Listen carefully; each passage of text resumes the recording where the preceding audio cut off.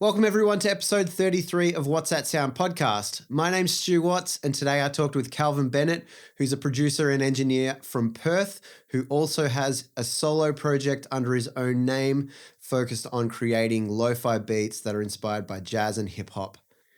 In this episode, we talked about building a portfolio alongside other artists that are also growing, creating an environment that is conducive to a really quick workflow, as well as not being too precious about any one piece of music and allowing yourself to create more. All that and heaps more, stay tuned. If you could do us a favor and share this podcast on all of your socials, get it out there to as many people as possible. We want to spread the word and show everyone how amazing the producers and engineers of Australia are, as well as hitting follow or subscribe on all of your podcast platforms so you can stay up to date with each new episode. Let's go, episode 33 of What's That Sound? You're listening to What's That Sound with your host, Stu Watts.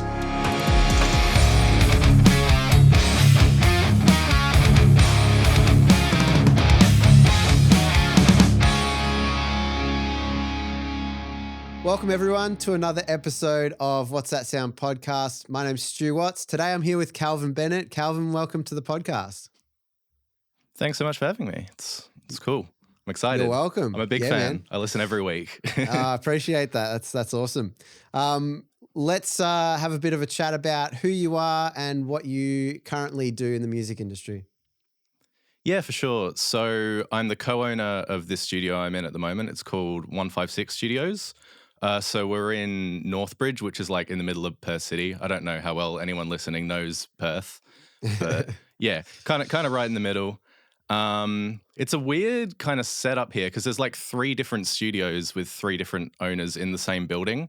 Right. So we're on the top level, and then on the ground level, there's like a big studio where a lot of like orchestral stuff happens. Cool. Like the WA Symphony Orchestra records there. It's called Crank Recording. I should put you in touch with the owner so you can get him on. Definitely. But yeah, there's that studio, and then there's like a B room there that has another owner. And I think that room has like 1 of 2 SSL consoles that are in WA, is what I've been told. I saw it like once ages ago. But yeah, it's cool. There's a lot of like cross-pollination going on. Like we trade mics back and forth and guitars and share work, and it's a good vibe. So yeah, I'm doing like sessions, I'm doing engineering, I'm doing stuff for my like own artist project. Yeah. All sorts of stuff, honestly. Studio stuff and then artist stuff for myself.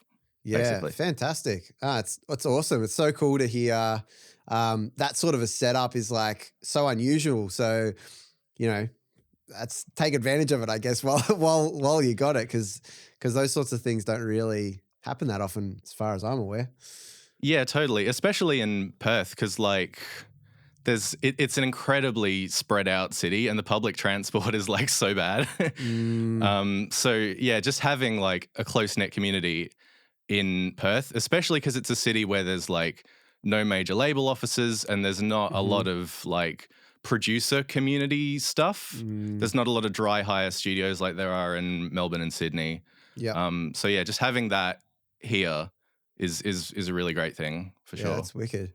Nice one. Well, let's take it back to, where music came into the picture for you. Tell us a bit about, music in your childhood, teenage years, that sort of thing. Yeah, for sure. So there's always been music in my family happening. So my grandfather was like, he was in like a cover band, sort of half cover, half original in the 60s in the UK. So he played like support to the Rolling Stones and like crazy bands before they were like famous or anyone picked them up. Wow. Like right on the cutting edge of like British rock stuff, which is crazy. It's just so weird to have that in my family, considering no one until like me has tried to do it professionally. Yeah, right. It's just like a fun party story. It's a weird thing. Yeah. So he was a bass player and a singer, and then my dad was like a songwriter and a guitarist in a band here for a while. So similar thing, part cover band, part original. So yeah, there was always music around the house when I was growing up, all kinds of stuff. My dad's really big into like Billy Bragg and like 70s and 80s UK stuff. Cool.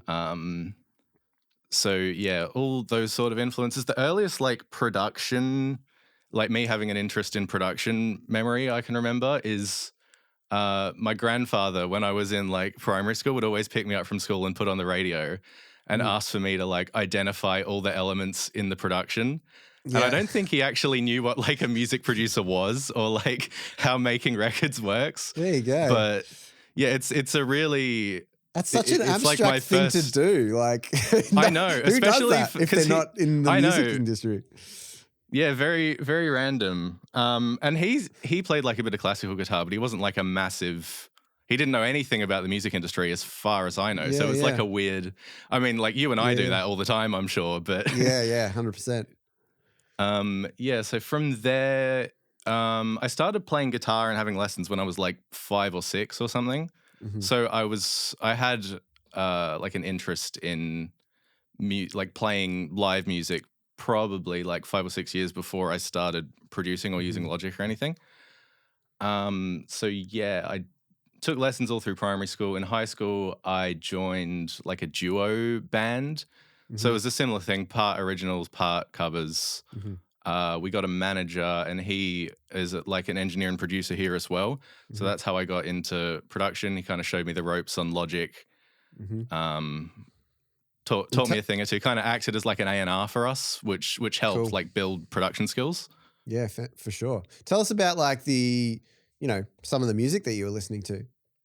Yeah, absolutely. So I got like a lot of 60s, 70s, 80s rock, pop, a lot of UK stuff because my family is like extremely British. So from my grandfather and my dad, a lot of what I listened to was like hip hop and R&B. Just honestly, that's what was showing up in my Instagram when I was in high school. Yeah, fair enough. Because yeah, I got into like neo soul jazz guitar through that. So like a lot of Anderson .Paak and like Jay Dilla and Tom Misch, John Mayer, that sort of thing. Like pop R&B crossover stuff. Yeah. What else? It's helped for my production, like listening to a lot of stuff, because that's one thing I'll always tell like people that are starting production is like keep your ear to the ground and listen to as much stuff as possible, because like being able to understand any reference in a session or have like some baseline understanding of what's going on in the genre is like super important. So especially in a city like Perth where there's not a ton of work. So having an idea of, being able to take a stab at most stuff going on is super important. Yeah, for sure. Yep, definitely. Yeah. What else? Just keeps it interesting as well. Like, just like being able to, keep the inspiration going in different ways and trying to bring different parts from different genres into all of the different styles that you work on, because it kind of can surprise some people when not only if you know all the stuff that they're talking about, but being able to be diverse in your production styles and things like that. Yeah, totally. And a lot of like, I don't know, Triple J mainstream pop music is super fusion like that. Like there's a lot of indie going on. In hip hop at the moment, there's a lot of like jazz and even in samples, there's just like more now than ever, I think. There's a ton of cross-pollination going on with that stuff. Yeah. Yeah, for sure. So when you're, growing up, starting to learn about that production stuff, you're talking about your manager or your producer, sorry, and tell us about kind of what that learning sort of stage looked like to you. Yeah, so it was a lot of, first of all, just like making demos, I guess, for my duo. So originals, me and her were writing. We were called Faraday's Cage. It was like R&B, hip hop, pop crossover stuff. So yeah, figuring out how to track, and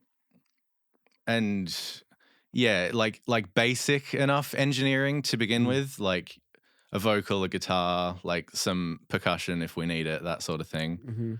And it was just good to have feedback from manager and producer. Noah Shilkin is his name. He runs like a sync agency here, if anyone knows him. Nice. Yeah, so demos to begin with, then getting a bit better of a grasp of production as I went on and mixing and leaning into that sort of thing. I did work experience in high school downstairs in this building. Yeah, so wicked. it's like a weird situation of learning all over the place. Did that have any influence on you ending up getting the place, or was that just coincidence? No, absolute coincidence. Yeah. Like the day we got the keys here, I walked in and I was like, oh, Lee, I did work experience here. Very awesome. Strange. Yeah, so kind of let's keep it going into you doing more work and like obtaining work from other people. What did that look like? Were you looking for it? Did it kind of fall into your lap? Talk through that. It kind of happened fairly organically. Like, so through gigging in my duo, like I met a lot of the artists, like the working artists here, people that are looking to record. And at the point that I started to do production, it just kind of happened that I produced some of their records. Mm-hmm. And one thing I'll advocate for a lot of the time for producers, like the tip I hear a lot for people starting out is like kind of take whatever work falls into your lap and just keep grinding, even if you have to do it for free. But what I would say is like investing time in artists that you tell you collaborate really well with is like a super valuable thing, because a lot of the new work I get is from those early collaborations where I was just investing time in them for free and I knew it would create an outcome that's cool because I know the person, I know we work well together. So like building a portfolio with an artist that's growing is a really good thing because you'll both go up together as they get radio play and all that sort of thing. Yeah, for sure. The other thing with that is you kind of learn the ropes together and, you know, you make mistakes together. You might try new things together and see if it works. And it becomes this shared experience where you're not only sharing the wins, but you're understanding, okay, where did we go wrong? Whose fault was it? Like where were the shortcomings? Like what do we need to work on? And, you know, that might be separate where one of you might be an artist or you're a producer, or you might even have a photographer friend who is just learning stuff.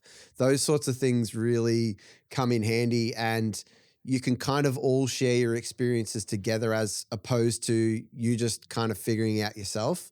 It's not a shortcut, but it's kind of like a streamlined way of doing it. Yeah, absolutely. And for like just getting hours in the studio, I mean, producing stuff with other people instead of producing for yourself, it's a similar thing that people say with gigging. Like a gig is worth 10 rehearsals, is like, you know, a session is worth doing 10 tracks yourself with YouTube tutorials.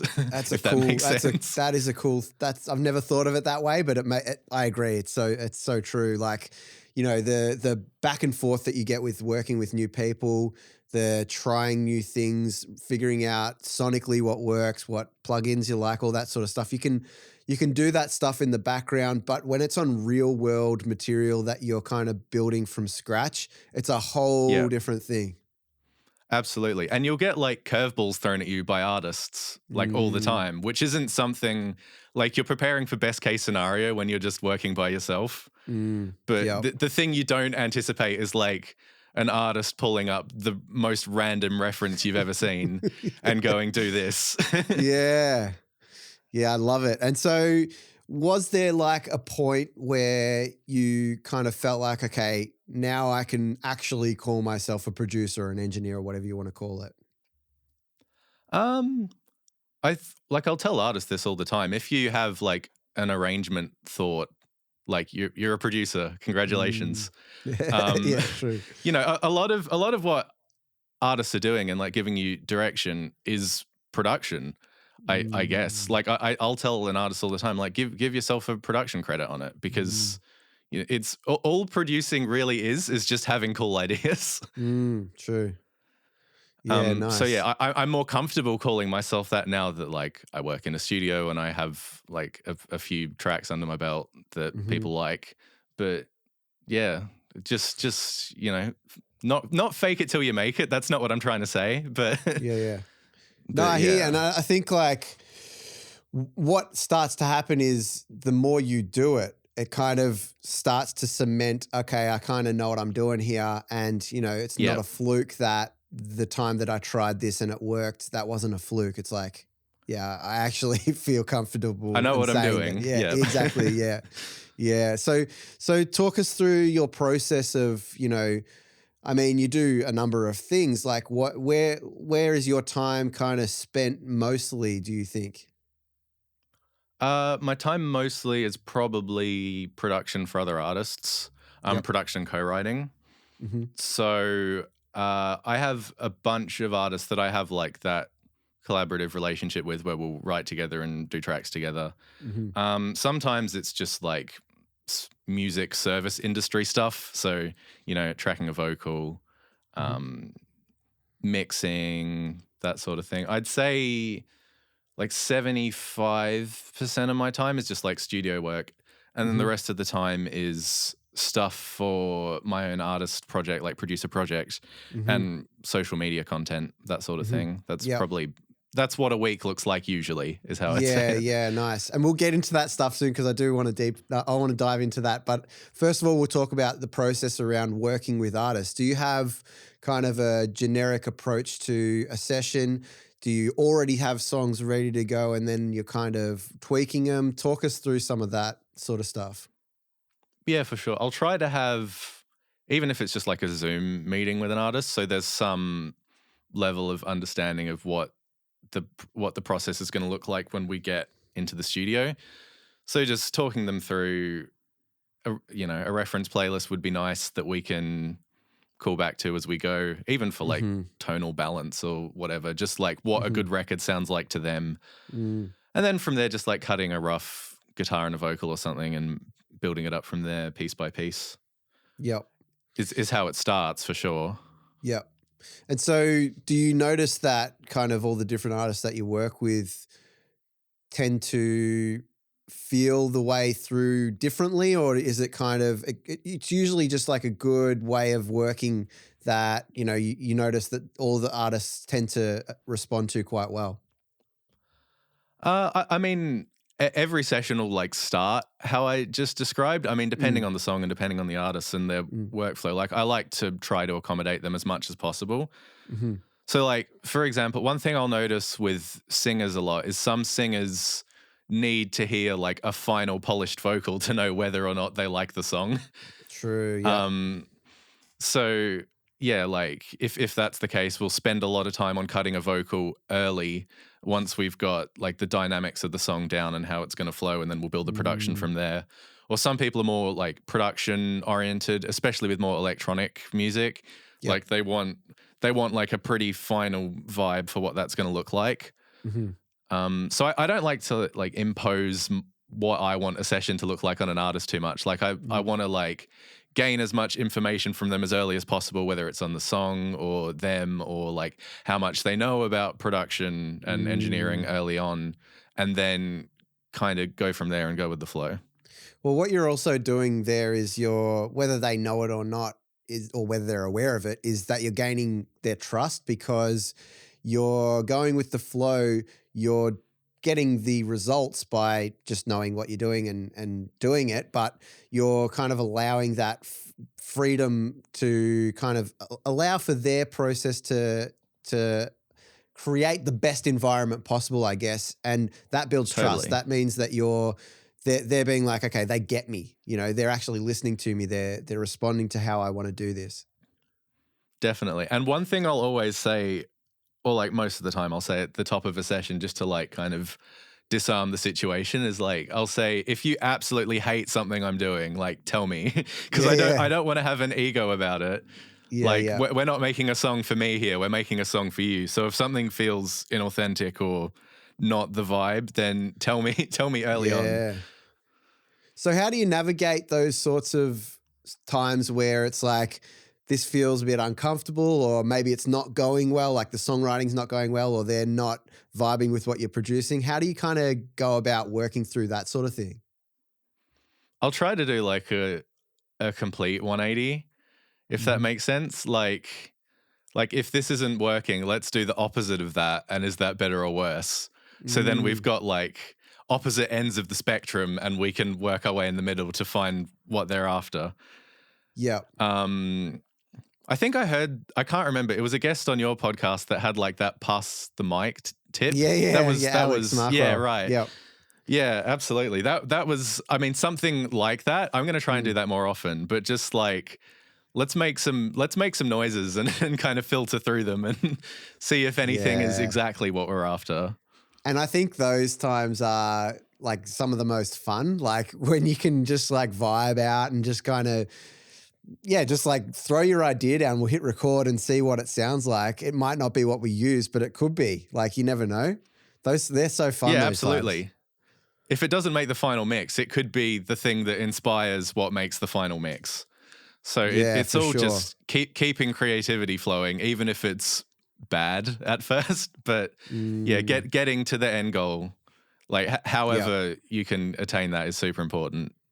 Yeah, for sure. It's that dirty tap analogy. You got to get the brown water out before you can get to the brown water out. Nice. I love it. And so talk us through, do you have any kind of memories that stand out to being like, that was an amazing session? Or, is there anything that really stands out to you that go, I wish I could recreate that in every session? I had one like last week, actually. That's like the most recent one. So there's this kid I work with from here a lot. He's called Capes. He's won the Triple J Unearthed High like Indigenous initiative thing. Like, he's really in that scene. Yep. And he wanted to do his entry this year in one night. So we went like beginning to end, like the whole thing in one night. We came in absolute blank page, nothing written. And after like, it was probably a 9 or 10 hour session. It ended at like 2 a.m. We had the song done. And what I thought about that, and I wondered what made that session so great and like the flow of ideas so good. First of all, we've worked a bunch before, so we have the familiarity.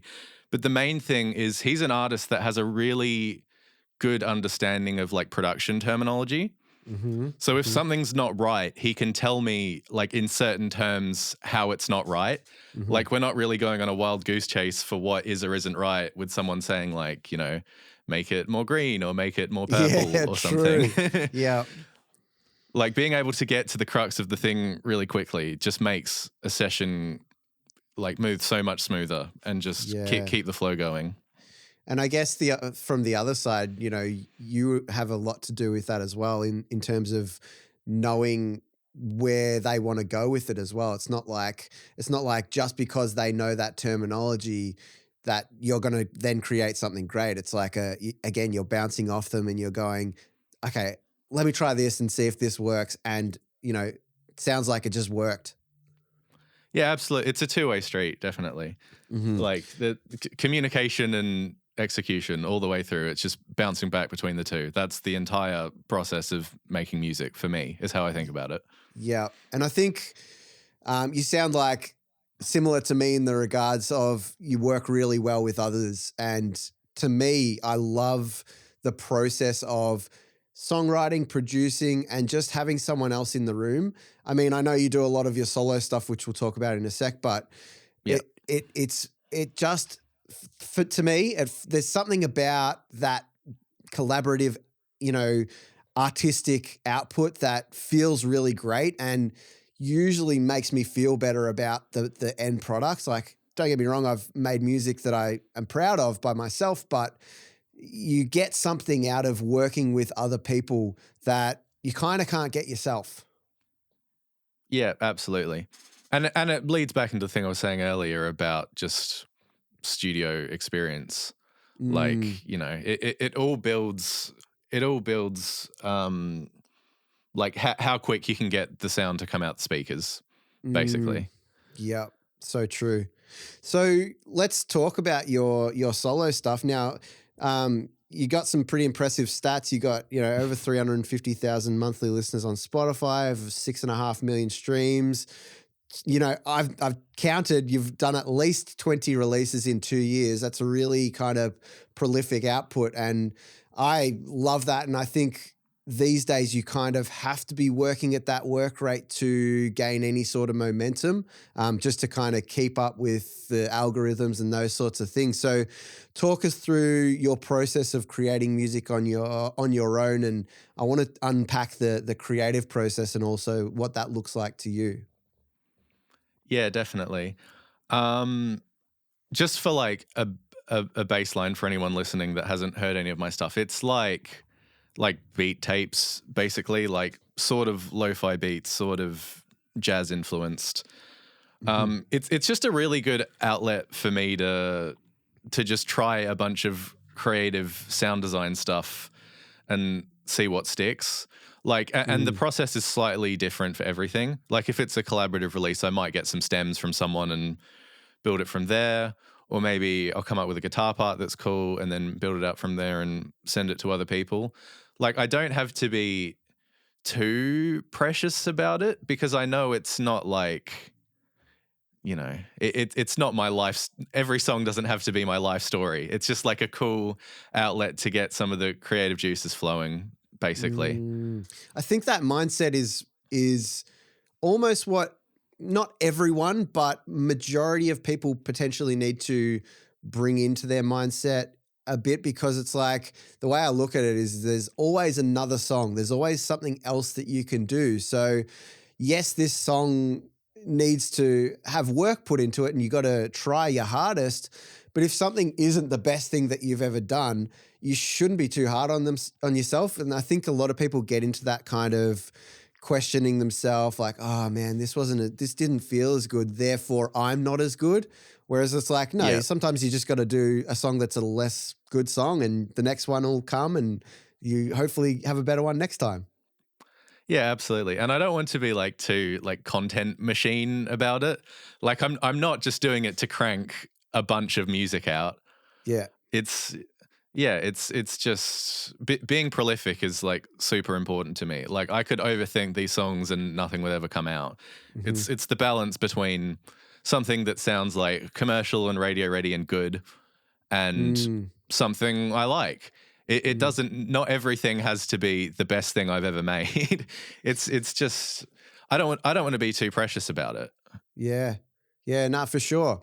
And so talking about some of the, creative approaches to the music, one thing that I would, if I was to focus on that style of music, I would potentially find a struggle of balance of like, how much is too much and, what is enough? Like, because you can do some really stripped back stuff that's really sparse and could just be a drum loop and a guitar. But then sometimes you can flood it with synths and sound effects and all that sort of stuff. How do you kind of know when enough is enough?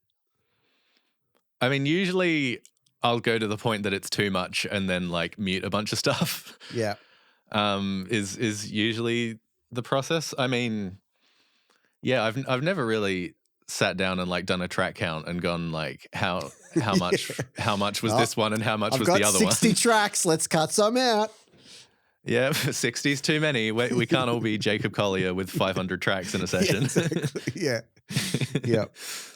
So do you kind of it sounds like you just kind of let it happen and go off feel a lot of the time, rather than being more mindful of like, nah, it has to have these elements in there, otherwise it doesn't feel finished. Yeah, for sure. I mean, for me, it's just a good way to be, I forget if it's right or left brain, but when I'm producing for other people, like, I can be more pragmatic about it and really, be really practical about how to get that song out of them. But with my stuff, I can kind of be a bit more free about it. And also, I think it helps with me not imposing my own tastes too much on someone else's song. Like, there are a lot of producers that you can tell in like a negative, sometimes a positive way and a negative way sometimes as well. But they're pushing their own sound onto other artists. But because I already have that outlet to just do my own thing and let the tap run, basically, it lets me kind of separate the work for sure.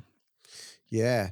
And so, your music is very guitar focused, and if you check out your social media, I encourage everyone to check it out because it's really well done, man. I love seeing those little 30-second, minute long clips of just like soulful vibes, and then also you explaining how you got certain guitar sounds and stuff like that. So it's Thanks, guitar man. Yeah. focused. Is that where you always start? Is that kind of the approach? Is like I'll sit down with the guitar and see what comes out?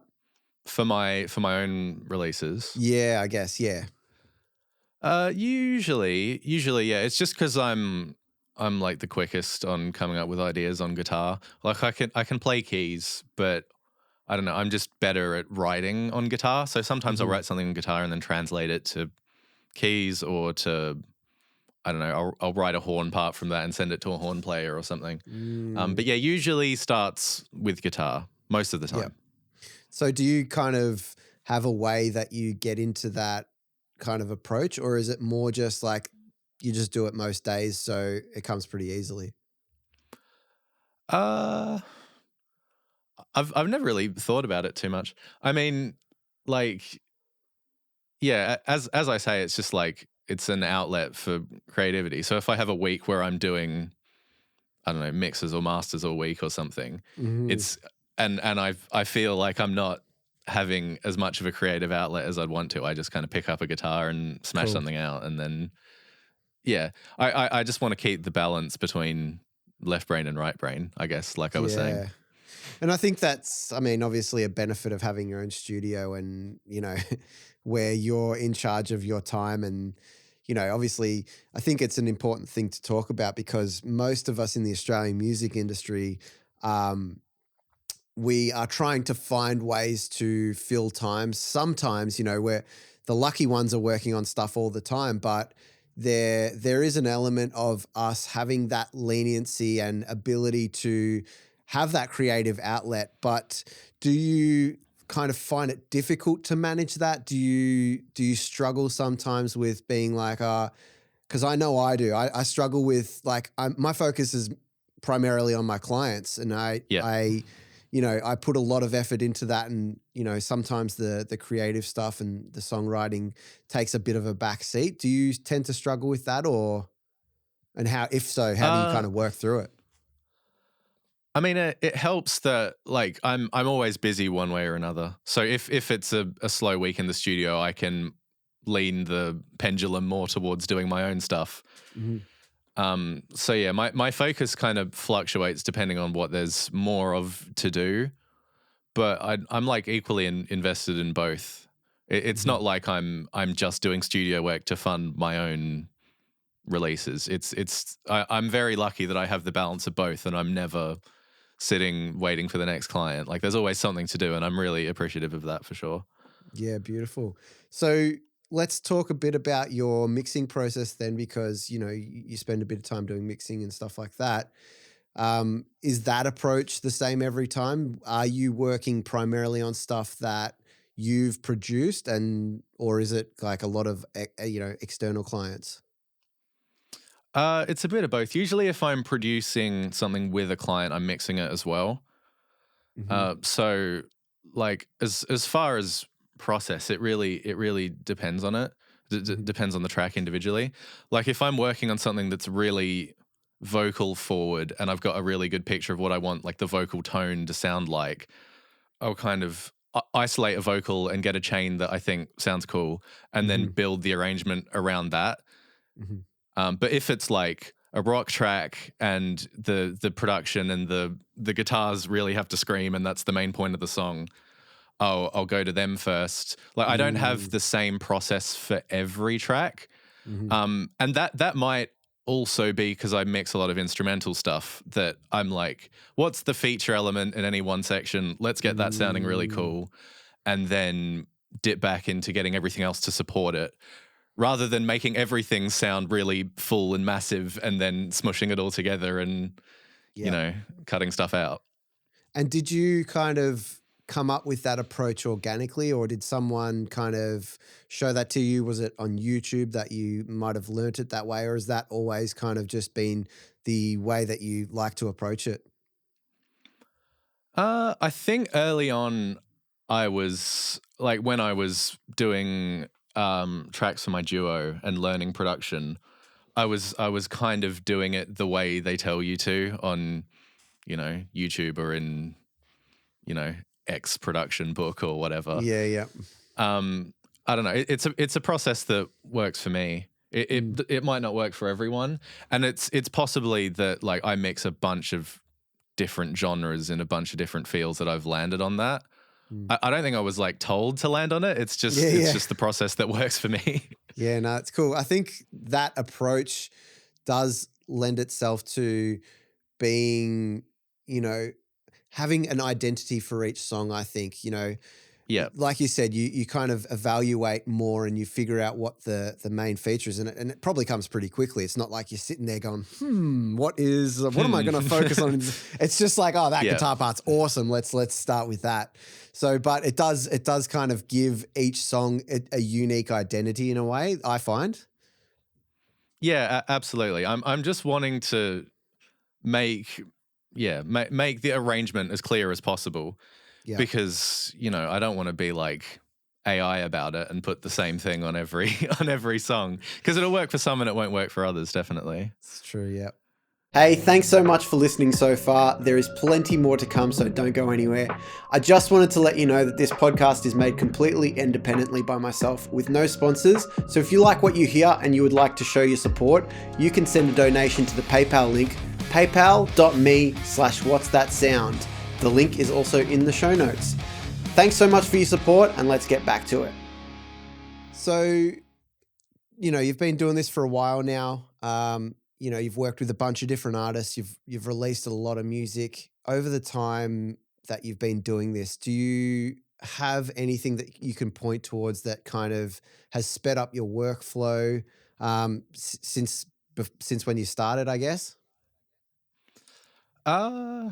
It's only something I really started doing in like the last couple of years since I've been in this space, but like templates are huge. I've got like templates for everything. Just like having a parallel chain ready, or having a nice reverb, or having auto-tune ready to go on like all of the vocal monitoring, like just stuff that saves me clicks is great. I don't want to leave like artists waiting for too long.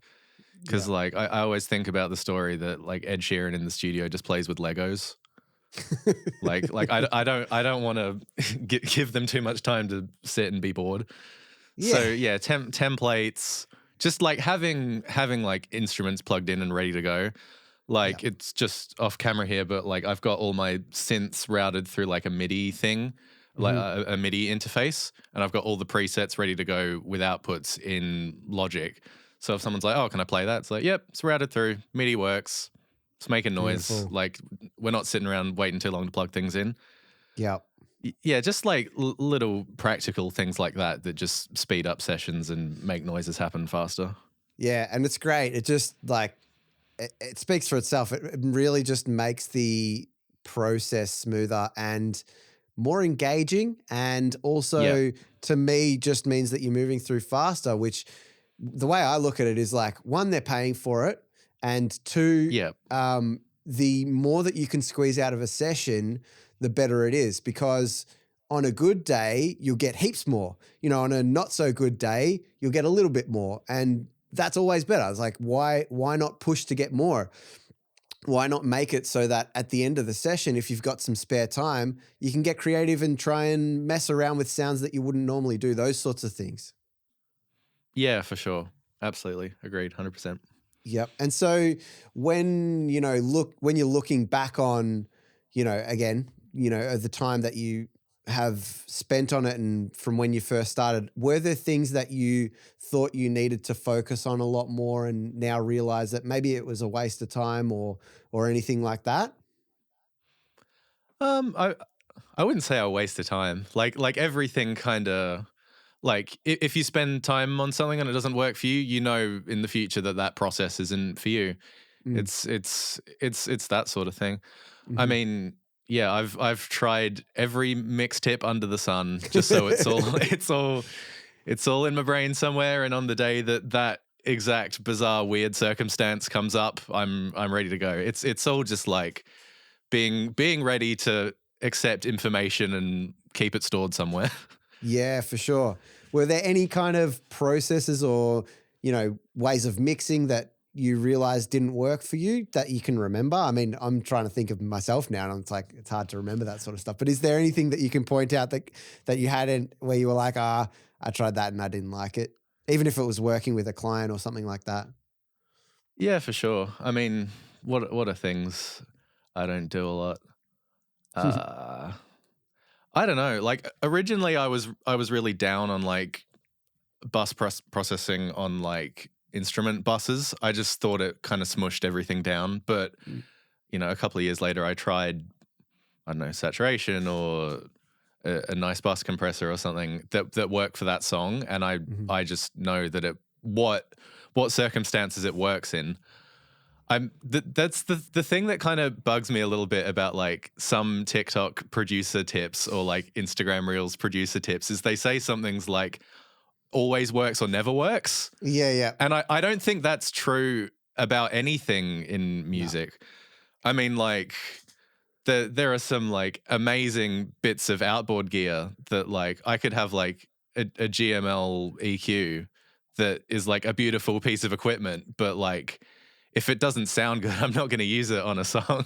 No, I love it. It's true because that binary approach to music puts people in a place, especially when they're first starting, where they think that they have to do something a certain way. And it can be damaging because if it doesn't work for them, they might feel like they're the problem, where it's like, no, it's Absolutely. just that approach doesn't work for you. And yeah, I think that sort of advice is really damaging, and it's pretty clickbaity. I think it obviously, definitely, if someone sees it and goes, this bus processor works on every song, you're like, oh shit, I better check that out. So, but yeah. 100%. I saw a post the other day that said, your mix sucks because 150 hertz. Like you're not treating 150 hertz correctly.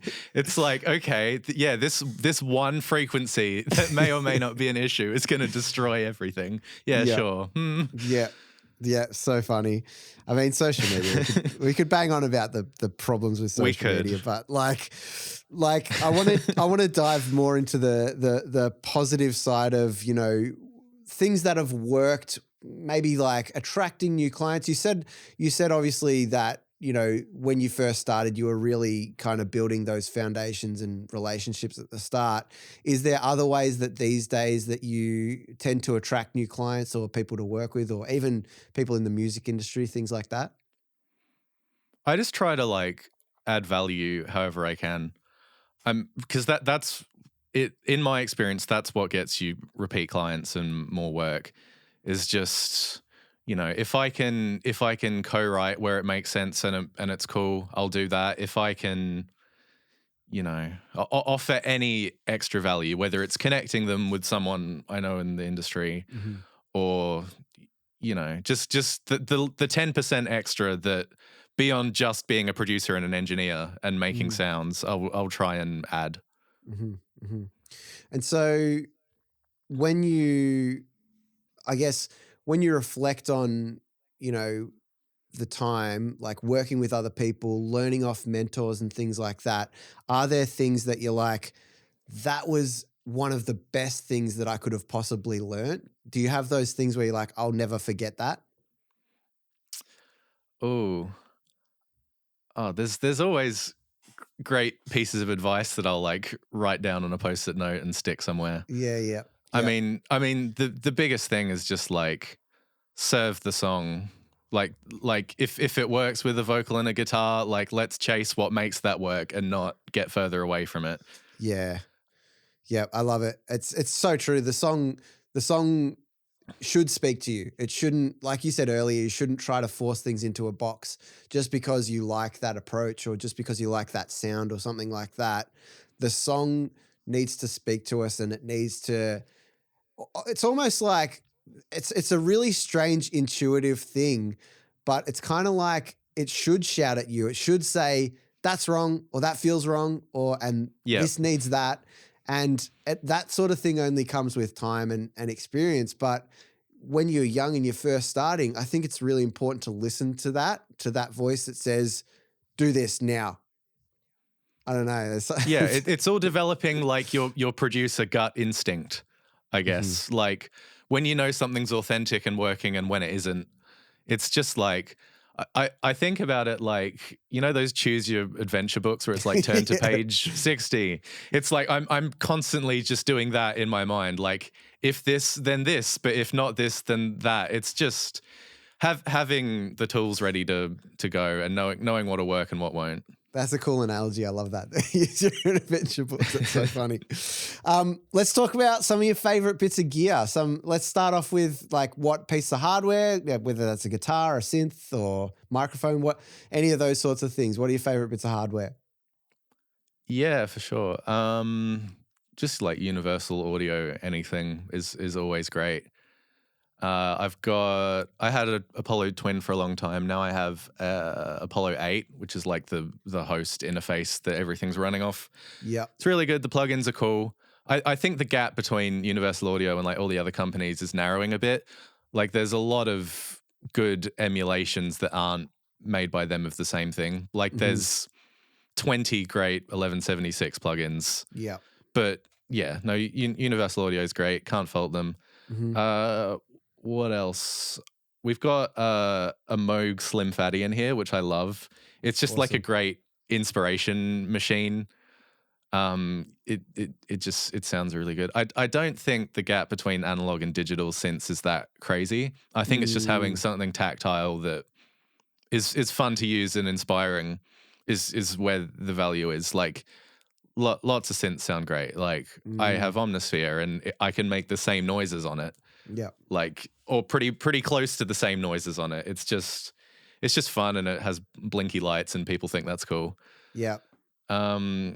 And I think Guitars. just on that point, I think the point you mentioned earlier of templates and having, the things in the session ready to go, like knowing your favorite patches of synths and favorite drum pads or whatever it might be, like when someone is feeling a certain way, say they know they want a pad or something, you know a great pad to go to, whether that's on a piece of hardware or it's a software synth or something like that. Yeah, totally. And again, not having them sit and wait there for me to pull up the right thing. Just having tons of options ready to go. That's why I love like Omnisphere, because there's 11,000 patches or something ridiculous. Yep. And you can do I forget what they call it. It's like patch matching sort of thing, like similar to the choose your own adventure thing. Like here are 100 others that sound similar. That's so awesome. I can go like, is that the vibe? Are we getting closer or not? And then I can kind of, get something that's similar but not exactly the same and work from there. Yeah. Other bits of hardware, our mains here are Eve Audios. They sound really good. They're super detailed. The high end on them is a lot better than everything else that costs about the same. Yeah, beautiful. Guitars, I don't use a ton of guitars here. I have two PRSs that I really love. I have a S2, which I'm recording with most of the time for like a humbucker thing. And I have, I think they call it like a Signature Limited or something. It's like 10 years old. Yep. I just love PRSs. They sound great. Both of them have coil taps on them, which just, nice. You can do the Strat thing. You can do the humbucker thing. Yeah. You can roll off the high end a bit and make it sound like a P90. They're just great guitars. I tune them like once a month. It's crazy. Yeah. They're just really, really well guitars made as well. Yeah, for sure. Nice. What about software? You said you're using Logic. Why Logic? I think it's just it has the easiest point of entry of any DAW. I think like you download it and it's got a bunch of really great sounding like virtual instruments on it. Like Ableton's cool, but I don't think the sounds are as great. Like the stock sounds are as great. The workflow is really cool. The pitch algorithms are really great. The warping. I've tried everything since I've started Logic. It's just like I have shorthand on it, and it's all my presets are in there, and it's if it ain't broke sort of thing. I'm not like 100%. I'm not going to fight the fight in the DAW wars for Logic. Nah, like, I mean, you can make a song on anything. Yeah, exactly. Yep, Yeah, 100%. people make great music on BandLab for iPhone. So like, That's I'm not gonna knock it. Yeah, 100%. What other, bits of software can't you live without? I'm pretty sure everyone's said this on this podcast, but Pro Q3 is it's great. It's just the workflow of it's really good for like mid-side stuff. Yep. Just having the toggle there and being able to have it all in one window is great. Melodyne is a similar thing, like having a shorthand with the menus of like changing vibrato and changing pitch and splitting notes. Yeah. It's really quick and intuitive. What else? I love all the Slate virtual mix rack stuff. Yeah, I love it too. It was just having. I had to make a choice not long ago for the Slate because I think they recently lowered their price for the membership, but it was one of the more expensive memberships, and I was like, I'm going to try out Plugin Alliance, which was way cheaper and had way more plugins and fantastic. But I love the Slate stuff, and I will eventually go back. Yeah, Plugin Alliance is really great too. Like the black box saturator is like Swiss Army knife saturator. It's so good. Like good. on a drum bus, the way it makes a kick cut through, like it's the closest thing to something that always works, basically. Yeah, so good. Yeah, on a mix bus, the like air band is really cool. Yeah. What other process? It's not like a sexy plugin, but RX is a lifesaver. Especially with mastering, like pulling down rogue transients to just give you more headroom. Like it's the easiest to do in that, and all the waveform analytics and knowing where true peak is, and like it's all very boring stuff. It's scientific. It's scientific, but it's really good. And also all of the like the mouth declick and the breath reduction. Just like I'll use that in mixes all the time. It's not something people get excited about, but like, it's great. Well, if you don't have RX, I don't know, when you first learn about it, it is, and then it becomes unsexy. It looks cool. It looks it looks orange and it looks like you're piloting a spacecraft or something. People love it, but what else? I mean, it's probably the lo-fi producer in me, but RC20 is great. Even for like just using one of the modules on something, like putting the dropout knob in like the magnetic section, like that's really cool on. Oh, what have I used that on? I've used it on like really distorted like rock guitars to just make it sound extra shitty, messed up. Yeah, I love it. That's like the main ones, I think, for sure. All bangers. all bangers, no clangers. That's it. Before we get into kind of finishing up, I want to know, what do you think is some of the more difficult parts of being a producer or engineer that you've encountered? I feel like setting boundaries for when you're working, when you're not working is really tricky. Because you could get a message that's a great opportunity and answer it straight away at 2 a.m. But like just trusting yourself and knowing you're valuable enough to not have to answer immediately and work all the time, sort of thing. It's tricky, especially when you're starting out. Like, it's important to take time off or you'll just get worse at everything.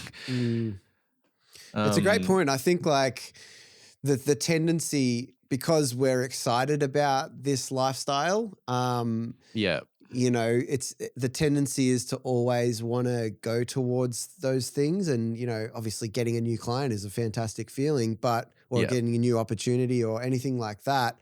But there really is very rarely a time where it can't wait until the next day. Like I haven't encountered any sort of things that have stopped me from like continuing my life the way I live it by responding that day. You know what I mean?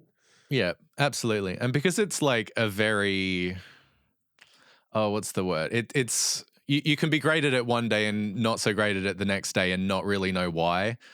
Like you just want to like kind of attack everything head on all the time, and just being able to go, No, I'll sort it out. I'm good at what I do. Just having the confidence in yourself to, not have to grind away every hour of every day and still know you have value is definitely super important. Absolutely. What about some final, you being a listener, you would have heard this many times, the final bits of advice that you have, first of all, for producers and engineers, and then secondly, for artists that might be checking this out? For producers, I mean, this is a really stupid practical tip, but you'd be surprised how many producers don't use a hard drive or don't back up a hard drive. Yeah, love it. Like, grab a nice SSD, back it up with like Dropbox or Backblaze or any good thing. Just make sure nothing ever goes missing, because you'll get people ask 2 years later for the reverb send from a song that you've forgotten about. Yep. Just being able to have it is so important. What else? The thing I said earlier about like investing time in an artist you think you'll give value to them and they'll give value to you and you'll go up together. That's where most of my new clients come from, hearing those records that I invest time in like that. And you just have good relationships with people, and it's good they're fun to work with, and it's all hours in the studio, and it's important. Yeah. I mean, finding the people that you just like get good energy off and love working with, and, potentially eventually come good friends. Like I can't understand a reason to not do that. I got to treat it very business-like. I got to treat it like, their money and this and that. It's like, it's not conducive to a good artistic relationship, especially when they're trusting you, one, with their money, and two, with their time and energy on something that is art that they have been, you never know what they've been through to create that piece of art. That to me is a great responsibility. And so, you got to have a good relationship for that to be effective at any level. For sure. And for artists, you said the other half of that question? Artists, yeah. Like getting a baseline understanding of production terminology and engineer. Like, you don't have to be like 6 pages deep into forums like we are. Just like knowing some of the language will just make your experience in the studio a whole lot better. You'll fix things quicker. You'll have a better idea of direction with your engineer. You'll be happier with the outcome, and you'll know why. Like, if you have a magic moment in the studio, like we were just talking about, and you can communicate the next time what you want to kind of achieve that same feeling. Yep. Just having the language to understand that is huge. Yep. Love it. Well, thank you so much for your time today. I really appreciate it. And, you being in Perth, you've gotten up extra early, so I appreciate that also. All good. Always an early riser. Nice. Well, where can people find you online? Yeah, so on basically all social media at Calvin Bennett Music. So I'm mainly on Instagram and TikTok, and I guess Threads now, if that sticks around. Yeah, true. Yeah, that's the first time it's been mentioned. Yeah, the thing, I don't want to talk about Threads too much because it's not the point. But like, I've never seen a viral thread. Yeah. So it might be relevant if you're listening to this in 6 months' time, and it might not. But yeah. Where else? CalvinBennettMusic.com is my website. Shoot me a DM. You can send me an email from there. Yeah, I'm available. I want to chat. I want to hear what everyone's making. Love it. Awesome stuff, man. Well, thank you again. And thanks to everyone for checking this podcast out. If you could do us a favor and share the podcast on your socials, wherever that might be, including Threads.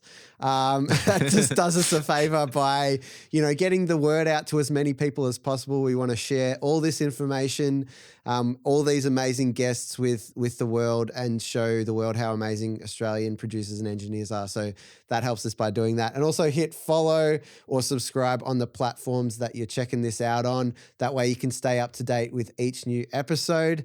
That's it for us for this episode. Thanks again, Calvin. Appreciate your time, and we will see you next time on What's That Sound podcast. Thanks for listening to What's That Sound. Make sure you hit follow or subscribe on your podcast platform to stay up to date with each new episode. We'll catch you next time.